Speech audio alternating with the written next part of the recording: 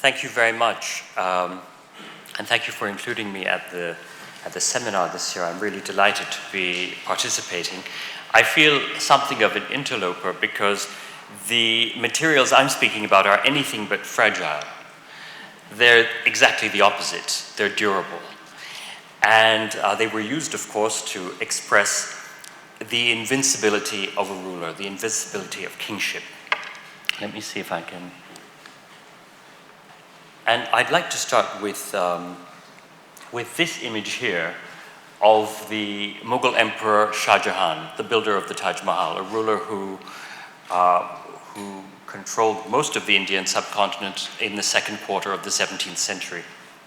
And we see that he is projected in side profile in a very prestigious way. He's very much represented in state, completely covered with precious stones, jewels in his turban, around his neck, around his arm, around his waist. And he's sitting on a very remarkable piece of furniture. This is an image of, we believe it to be an image of the celebrated peacock throne. So it's a piece of furniture that Shah Jahan himself commissioned. There are various accounts about the throne, but probably it's partly wood covered with gold and other elements of solid gold with enamel. And it's inset with precious stones, not just any precious stones, but often the dynastic gems of the Mughal dynasty. So, in a sense, the throne has the role of a type of crown, we could even say, including major stones like the Koh-i-Noor and the Timur ruby and gems for which the Mughals were very, very celebrated. I'm going to read you two European accounts of the experience of seeing a ruler in this state. The first one is from Sir Thomas Roe, who was a type of English diplomat at the court of Shah Jahan's father. The king appeared clothed, or rather laden with diamonds, rubies, pearls, and other precious stones, so great and so glorious as I have ever seen. And the second is by a Frenchman, François Bernier, who's at the court of the son of Shah Jahan, who in fact deposes him. Never did I witness a more extraordinary scene. The king appeared seated upon his throne in the most magnificent attire. The turban of gold cloth had an aigrette whose base was composed of diamonds of an extraordinary size and value. A necklace of immense pearls suspending from his neck reached his stomach. The throne was supported by 6 massive feet of solid gold sprinkled with rubies, emeralds, and diamonds. And the idea in this sort of image, and indeed the whole theater of Mughal rulers of the time, was to present them as otherworldly, divine creatures, very much beyond reach, very, very extravagantly attired in materials that were the most rare and the most precious. This is a painting of the early 19th century, which is an evocation of a pair of Hindu divinities, but it evokes exactly that concept of the divine in an elaborate frame, in an elaborate setting, very much out of reach. And the whole idea is that the Mughal emperor, as the divinity, is set apart and is worshipped and becomes an object of spectacle. And this type of spectacle has a name in Hinduism. It's called darshan. Darshan is the word for a sighting. When you go to a temple and you see, in a Hindu context, a god in his altar, and you gaze upon the god, you sight the idol, this is called darshan, the sighting of the god. And this is exactly what the Mughal rulers were doing when they presented themselves in this way. And you have an example, a further example of this. Here we have a miniature of the Mughal period, where you see the emperor here looking out from a balcony window. This type of balcony is known as a jaroka. So it's what we call a jaroka darshan. It's very much the emperor in a daily ritual where first thing in the morning, after he's bathed and dressed, he would present himself at a balcony, fully attired. And what was he doing? He was representing himself as the sun. The idea was that the people of the town, the people of the village, or the city or the court would go and gaze at him. And in this way, Mughal rulers really position themselves as divinely appointed, as part of the firmament of planets. And in this projection of power, they used, of course, gemstones to reinforce their authority and to reinforce their fortune. And this is really very clear from this portrait of Shah Jahan, in which it's an allegorical picture, obviously, and you see that it's a very evident, very obvious symbolism because he's standing on the globe. And the name Shah Jahan means king of the world. So he's literally king of the world.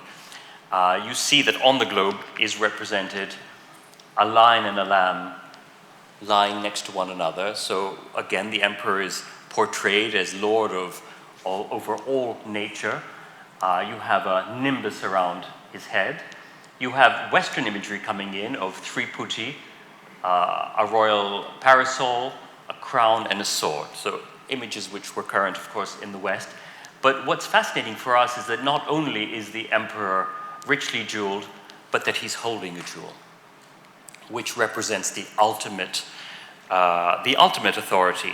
Why? Because within the Indian context, within the Mughal context, gemstones were very closely allied to planetary forces. And each gem had a planetary equivalent. And the idea was that a ruler would choose or wear gems according to the days of the week, according to the time of the year, according to his needs as a ruler. I speak of his fortune, his good health, and his invincibility. So the metaphysical resonance of gemstones was really represented in these sorts of power projections, these power portraits. And all of this philosophy comes from, well, here you see another image of Shah Jahan, and here instead of a gem, he's holding a Western-style rifle. So the imagery is very, very clear. When you compare this to the image of the emperor with the gem, it tells you how he values the power of the gemstone within his projection of authority.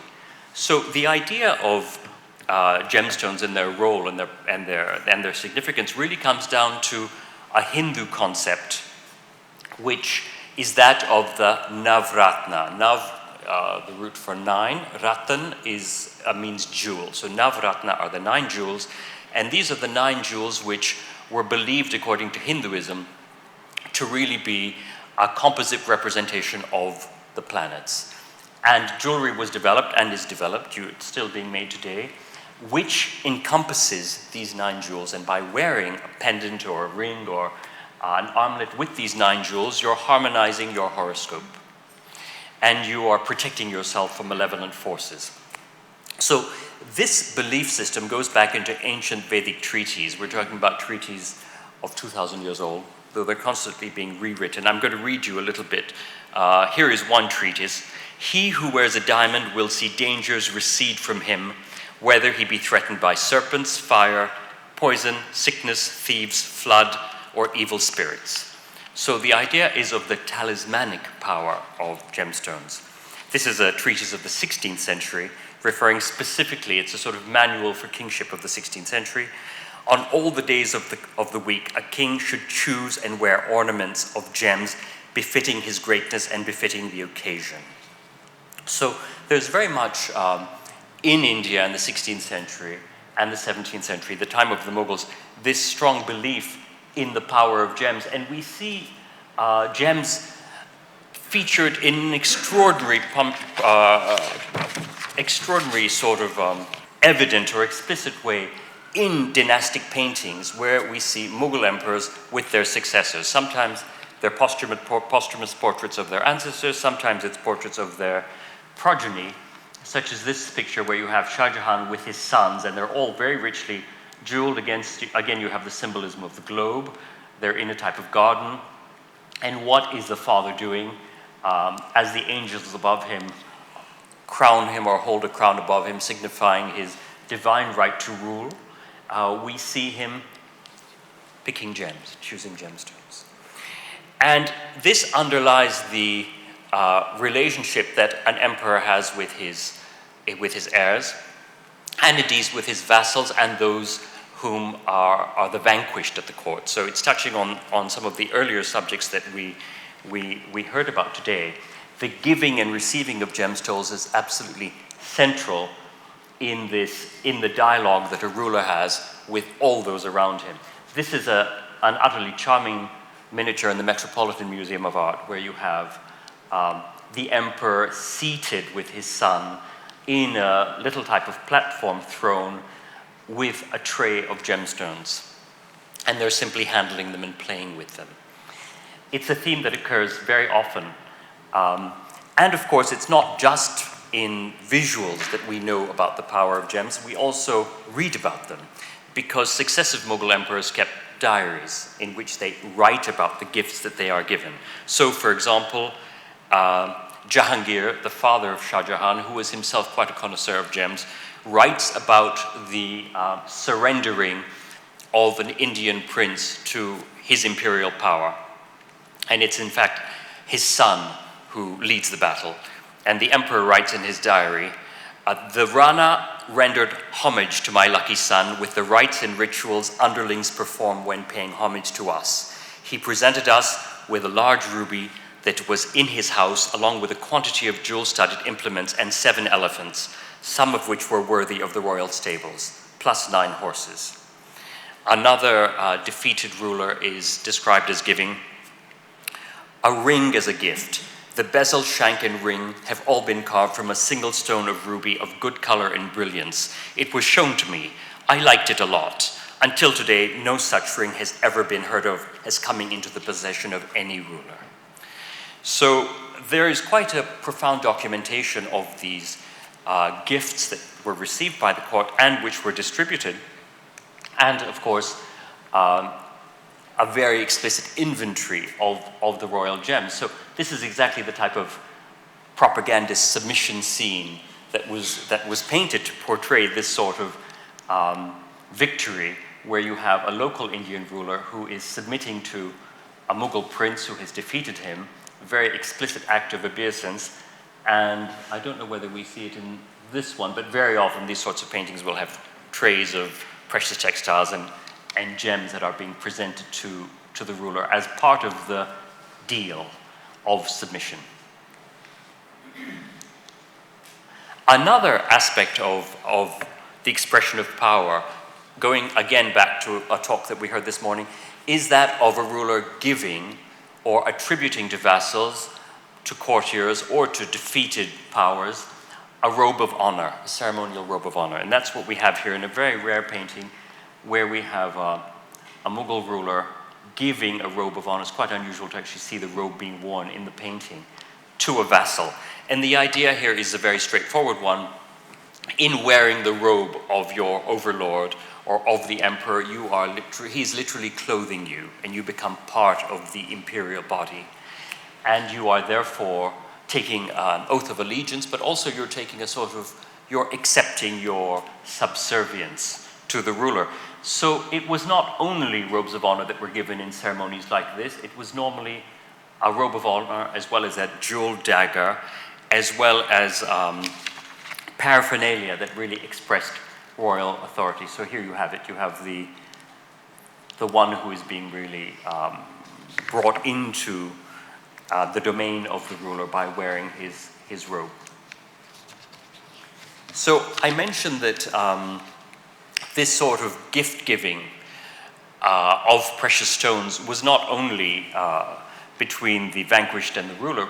We see it within the imperial family, and the giving of precious stones is very closely documented. So here you have Shah Jahan when he's just a prince, right here, after a very important battle, and he comes to the court to his father, who gives him a turban ornament, which was an insignia of royalty. Just at this period, not just anybody could wear a turban ornament. But you see again how the emperor is set up in a sort of theatrical composition. This is a marble architectural construction. The courtiers are lower down, and they're all positioned according to their rank. They're all standing. Nobody's allowed to sit except the emperor, and the courtiers are all standing in sequence based on their authority, based on their rank. And the emperor, Jahangir, who's giving a turban ornament to his son, writes about the occasion in his diary. "I gave my son Shah Jahan a flawless ruby wearing 9 tanks and 5 surks, about 184 carats. Aside from its monetary value, since it has been a good luck charm for our eternal dynasty, it was given to my son. So the idea was perpetuating this handing down of very precious gemstones. Sometimes when it comes to spinels and emeralds, the stones were inscribed with the ruler's name, passed to his son, who would then inscribe his name on it, and it would become a dynastic gem. Here you have a close-up of the painting. The page comes from the famous Padshah manuscript, so this is a 17th century manuscript of the life of Shah Jahan, which is now at Windsor Castle. And you see the absolute splendor of the setting of the court, and you might be puzzled by these Western images at the top, which really represent the Mughal interest in European painting that's incorporated into miniatures and into interiors in the late 16th and the 17th century. That's a whole other subject. But you can see how richly attired these rulers are. Sumptuous jewels and superb textiles, mainly muslins and velvets and silk.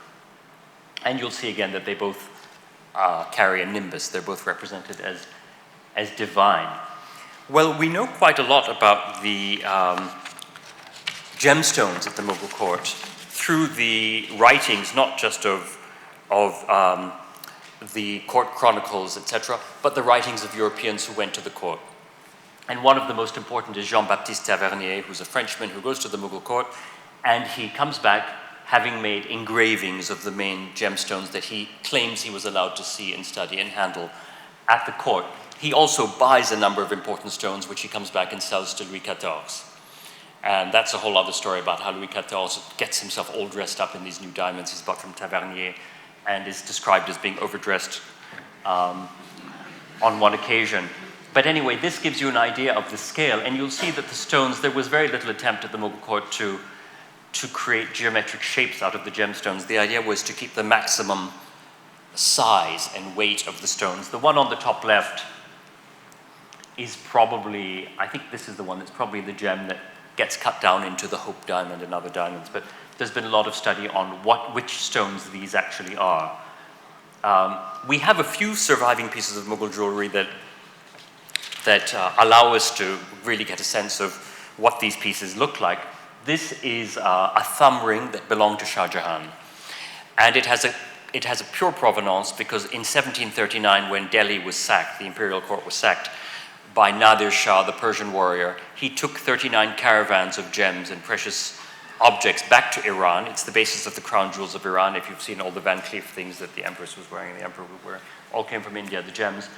And this is one such stone, which was then given by the Iranians to the Romanov court in the 1740s as a diplomatic present at a time when Russia was pressing further down into Central Asia. And you see these wonderful cabochon stones and large-scale diamonds. And we know all about this ring thanks to an inscription on the inside, which is executed in ruby against gold. And it gives the name and the title of Shah Jahan, who is described as second lord of the auspicious conjunction. So he's referring to the auspicious conjunction of planets, which is what empowers him and positions him as lord of the world. And why is he the second lord? Because he's really taking inspiration from his ancestor Tamerlane, who was the first who called himself lord of the auspicious conjunction.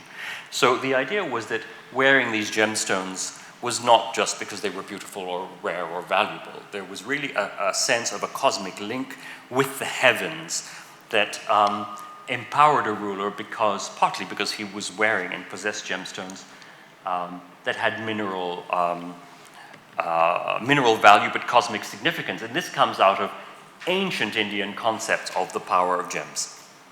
And you see that the Mughal emperors were really, in a sense, drawing from the tradition of the way in which Hindu divinities in a temple context were adorned with gemstones. And so this is, just one modern example, and these stones are probably paste. But the fact is that there's a very, very long tradition in which we see important gemstones worn on Hindu divinities. There's one still in Rajasthan, in Natwar, a bit near Udaipur, where you can go and see a Krishna image with a remarkable huge diamond. And this is the origin of some of the big diamonds that we know in the West, like this one, which is called the idol's eye. Well, because it probably comes from an idol's eye, which is about a 50-carat pale blue diamond, which was sold in the West as the fabled Ivan idol, now a sparkler. This is an advert, I think, from the late 60s when it was set by Harry Winston. It's now in the Al-Thani collection. Or the Orloff diamond, which was from the third eye of a divinity, of a divine image, of an idol, from South India, Sri Ranga, which was taken by Gregory Orloff and given to Catherine the Great and mounted as a scepter. Miraculously and happily, the original shape was pretty much preserved. And of course, it's a case for another important stone that we're going to look at for a second, which is the Kohinoor, which is in the British Crown Jewels. So I'd like now to turn to the question of how these important dynastic stones come to the West and what happens to them in the British period or the Portuguese or the Dutch period of India. And we turn to this gentleman here. This is the portrait by Tilly Kettle. So we're now in the late 18th century. We're seeing the collapse of Mughal power, the breakup of many of the Mughal treasuries, but we see that the tradition of continuing with these ropes and ropes of pearls and diamonds and emeralds continues. This is a man called the Nawab of Arcot, who was an ally of George III and is one of the figures that sends Queen Charlotte gifts of diamonds, for which she was so maligned and for which she acquired a terrible reputation. But among the two diamonds that he sent were the famous Arcot diamonds, two pear-shaped diamonds of remarkable clarity and color, which we believe she's wearing. You don't see the other one, but which she set as earrings. And what happens to these stones is that after her death, she leaves them to be sold to benefit her four unmarried daughters. However, her son, George IV, eventually grabs them and puts them into a crown. And then after his death, the court case is settled and the diamonds are sold, and they enter into the collection of the Dukes of Westminster. And this is the 1930s La Cloche tiara, in which you see, you can't see them very well because everything is so sparkly, but you see the two Arcot diamonds there. They were eventually sold by the Westminsters, and they've had a subsequent complex story. Here we have an early 19th century Indian ruler of the Punjab, the son of Ranjit Singh. And the reason I show him is that he continues, you see exactly the Mughal tradition of being overdressed, as it were, with gems. I'd like you to look on his right arm. You see a sunken great diamond there. That's the famous Kohinoor. So this is a diamond whose history we know since about 1306 or 1307, when it's much larger, when we think it's about 600 carats. And it changes hands when the Mughals come to India, they receive it. The Nadir Shah then takes it to Iran, the Afghans then have it then comes into the Punjab, and when the Punjab is annexed in 1849 by Lord Dalhousie, of course, it's part of the treasure. And so here it is in its original, it's a synthetic version, but here it is, and you get an idea of the stone in its original shape. As an armband to be worn by man. The big jewels in India are worn by men, principally. And then, of course, it's recut. Prince Albert is involved. This is Ranjit Singh, the young, handsome prince who comes to live in England, is the one who gives up the Kohinoor, as it were, with other jewels, and becomes a favorite of Queen Victoria. And you can see that he becomes her vassal and is wearing her portrait around his neck. So, of course, the Kohinoor was worn in different ways from the time of Queen Victoria, when it was cut under the advice or with the help of Prince Albert. And the idea was that it was believed to be unlucky for men, but not unlucky for women, which is the reason why the Kohinoor has always been set in the crowns of queen consorts, such as this example here. Well, the incorporation of India into the British Empire after the uprisings of the 1850s and the declaration of Queen Victoria as Empress of India set a new model for kingship, and a new model for the representation of royal power in the subcontinent. But it wasn't only a one-way street. It was very much a dialogue.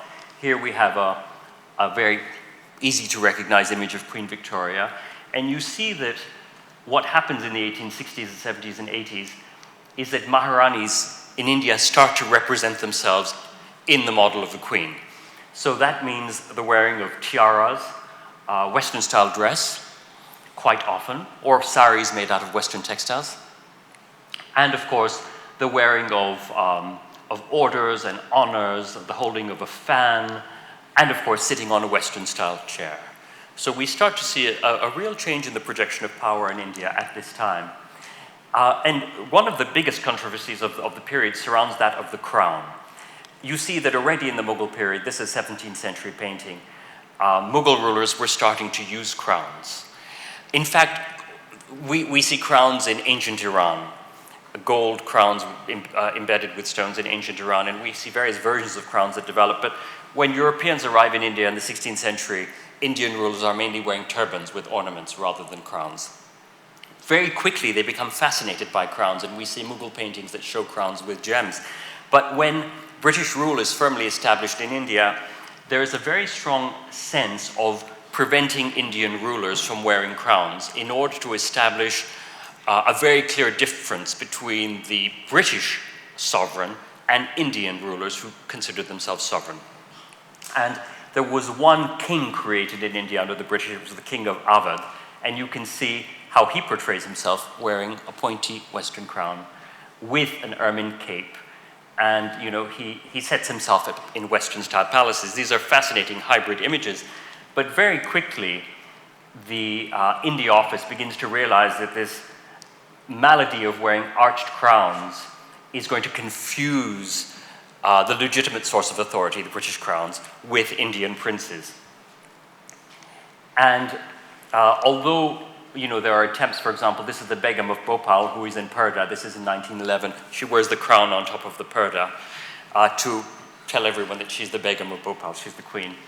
The fact is that the British government discouraged the wearing of crowns by Indian princes. And so when in the late 19th and early 20th century, the Indian princes start to come to the West and they discover the talents of Boucheron, Cartier, etc., they ask these jewelers to create new headgear for them, but they can't be pointed crowns. So what happens is we get remarkable compositions like this for the Maharaja of Kapurthala, using famous emeralds in the collection. This was never realized. It was one of a series of proposals that was never realized. This one was realized. And you can see it has a vaguely Southeast Asian feeling about it, but using famous emeralds from the Kapurtha collection. This was commissioned for a jubilee of the Maharaja of Kapurthala in 1927, and he wears it at the jubilee celebrations. And what happens in the next few years? All of the princes who attend the jubilee go to Cartier in Paris and London and start to commission similar things. So, but to take one step back, we must remember that in 1877, when Queen Victoria is appointed Empress of India, she decides that Indian princes should have coats of arms, and they should be incorporated into new orders like the Order of the Star of India. So here we see the investiture of an Indian prince into a Western-style order. This is the Governor-General who becomes Viceroy, and you have an Indian prince kneeling in front of him. And here you see Maharana Udaipur wearing his Western order. So the idea is very much to be incorporated in an imperial system, and these orders start to become the big symbols of power. So we must remember that already in the Mughal time, this is Jahangir, it's a portrait of the early 17th century, you have the emperor wearing cameos, and you have the emperor and his heirs wearing images that express loyalty. So this is the Western art that comes into India in the late 16th and early 17th century. This is a cameo of Shah Jahan, I think it's in the Rijksmuseum, that would have no doubt been presented as we heard earlier, as a sort of an imperial gift, as an imperial favor that was part of an alliance deal or an allegiance deal. And we see this continuing. This is the young Ranjit Singh. After he's defeated, he's no longer the Maharaja of the Punjab. He comes to England. He's at the court of Queen Victoria, and of course he shows his submission to the Queen by wearing an image of her around his neck. And this becomes commercialized, so that in the late 19th and early 20th century, if you're an Indian prince or a nobleman, you can have your pocket watch made. You can order it wherever you are in India from London, and it's going to have your picture with your insignia, so you can give it out to people as a favor. So we have this trickle-down system that starts from much, much earlier, but which becomes pretty widespread. So these are very abundantly preserved and available. And so we see the imperial system where you have the maharaja. He's still wearing his turban, he's sitting on a chair, so we see a big revolution in lifestyle, surrounded by residents and British authorities at his court, who are really the power behind the throne. You see that the maharaja has attendants with fans, with these funny devices with peacock feathers, a type of fan, and with a fly whisk. These are imperial attributes which are established in India really from the beginning of time, and which you see adopted in imperial portraiture, whether they're miniatures or photographs like these of the 19th century. And what's interesting is, of course, when the viceroys of India are appointed, they in turn adopt these imperial symbols, because these are the symbols that are understood by the Indian public. So I think this is Lord Lytton, who was always shown semi-reclining in his chair, and he has exactly the same peacock feathers and the fly whisk. So we see emblems of power and representations of power that are shared between the British overlords and the Indian princes. So the idea of the Jharoka darshan, which we started with, of the Mughal emperor at the balcony looking out to the public, is exactly what was the idea when they had George V and Queen Mary crowned in India as emperor and empress in the same location as the Mughal emperors would have shown themselves, in the balcony in the Red Fort in Delhi. Here you have the king and queen with the ermine cloaks, wearing regalia that was made for this particular trip. And you see that in Indian public consciousness, this of course is Edward VII and Queen Alexandra, the king and queen were dressed up and presented in images that made sense to the Indian public. And what did that mean? Well, Queen Alexandra was already pretty heavily jeweled, as you know. She didn't need any extra elaboration, but there was really a need to show Edward VII with ropes of pearls and jeweled belts, etc., because this was the way in which Indian rulers were represented, and they could not be shown without this jeweled splendor. So we come to the close of the talk, which is, I guess, the fragile bit or my contribution to the fragile aspect of fragile splendor, which is, of course, the end of royal India and what happens to royal jewels and royal gems. This is a picture of the Maharaja of Patiala in 1911. You can imagine that if you were Jacques Cartier or Louis Boucheron, you might want to make this person your client. And this is exactly what happened. This is an image from the Boucheron archive showing Louis Boucheron going to the East, not just to buy pearls and precious stones, but also to meet clients. And indeed, he meets the Maharaja. Cartier makes a relationship with the Maharaja as well.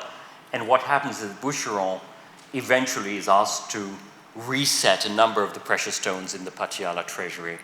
And this is just one design from, I think, a book of 149 or 150 designs of necklaces and armbands and belts that were made for the Maharaja. This is the drawing, and that's the finished necklace. So you see, you have the marriage of the Indian gemstones with French platinum settings. This is really all about modernization. So Indian princes come to represent themselves in the same way with this grandeur of jewelry, but, you know, Europe made in the latest taste.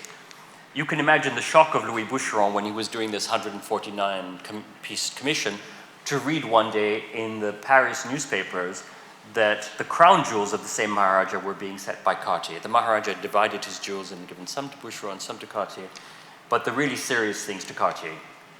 This is the type of thing that was made. Obviously a female piece of jewelry. It's 10 necklaces, you know, in 3 tiers with rubies, pearls and diamonds from the Maharaja's collections, but in a modern taste, in a deco taste. But aside from the decorative jewelry for the wives of the Maharaja and his daughters, was the serious stuff for the Maharaja himself. And this is the famous so-called Patiala necklace, recreated using a lot of the diamonds that you saw on the Maharaja himself, with a 235-carat yellow diamond down there, which gives you a sense of the scale of all the rest, including these 3 magnificent Burmese rupees.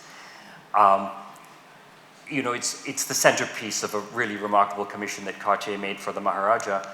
And we must remember that the business was so great that Cartier had agents in India, office in London, office in Paris, and a lot of movement of agents and models and letters between Cartier headquarters and India in order to realize these big commissions. This is a portrait of the Maharaja of Indore, which you may know. He was a Maharaja living in the West. Very, very chic and stylish man. You see him in his Western incarnation here, and here in his Indian incarnation, wearing the famous Indore pears. 2 about 50-carat diamonds bought by the Maharaja's father from Chomé. So we see the next step. The jewels are not coming from India anymore. They're being bought by from Western jewelers. Why I'm showing you this image in the Al Thani collection, this shows a resetting of the jewels by Maupassant, is to indicate how at this stage, the Maharaja and his wife are sharing the jewelry. You see that she's now wearing the Maupassant settings. This is the picture also in the Al Thani collection by Boutet de Monvel. And the famous Maharaja of Nawanagar, Ranji, the famous cricketer, who was a great lover of precious stones. This is the famous colored diamond necklace that he commissions from Cartier with blue and pink and green and simply remarkable stones. So when I speak of fragile within the context of my talk, it's the fragility of these Indian monarchies or these Indian rulers, because we must remember that all of these great commissions of jewels that I've been showing you happen in the early 20th century. And in 1947, India becomes independent, and there's no more any role for the Indian princes, which is why these great pieces of jewelry are broken up, and many of the celebrated diamonds, whether they came out of original settings on idols or whether they were bought on the London market or the New York market, are dispersed. So this famous necklace made for the Maharaja of Nawanagar was disassembled very quickly after it was made because it was simply too valuable. And the Maharaja couldn't afford to hold his wealth, this amount of wealth, in jeweled form. I'd like to close with this image of the next Maharaja Patiala, Maharaja Yaduvendra Singh, because I think for many people, if they saw this, they'd say it's an archetypal representation of an Indian prince. He's a handsome young Sikh wearing a turban, completely covered in jewels. But actually, if you look closely at the image, you'll see that it's a highly constructed image of an Indian prince in a colonial period, because we must remember that, first of all, he's wearing a very unprincely thing on his head, un-Indian princely thing, which is really a Western-style tiara. He's not allowed to wear a closed-arch crown, and he cannot have points on his crown. So he was wearing a tiara, which is rather like an aigrette with a feather, and then he's wearing around his neck a dog collar by Cartier. He's wearing the wonderful Cartier necklace made for his father in 1928. He's wearing a rope of diamonds that are believed to have come from Empress Eugenie, which were sold off with the French crown jewels. He's wearing a European-made armband, and he's wearing a belt with, I think, a 430-carat emerald, which was set for his father by Cartier. And of course, he's sitting in the Western style, on a Western-style throne chair, because Indian princes traditionally sat cross-legged on textiles on the ground. So you see here a completely constructed image of an Indian prince in the early 20th century. What we must bear in mind is that images like this were, of course, used as potent expressions of power. One could not have a ruler expressed or represented in a more elevated way, because he's literally covered with the rarest, most precious and most expensive materials on earth. An image like this might correspond very well to a 17th century European account of his image of an Indian prince, because it's precisely the same. The paraphernalia has changed, the production has changed, but the idea, the concept has remained the same. What we have to remember is that most of this stuff that he's wearing very soon after was dismembered and very quickly on the art market. Thank you very much.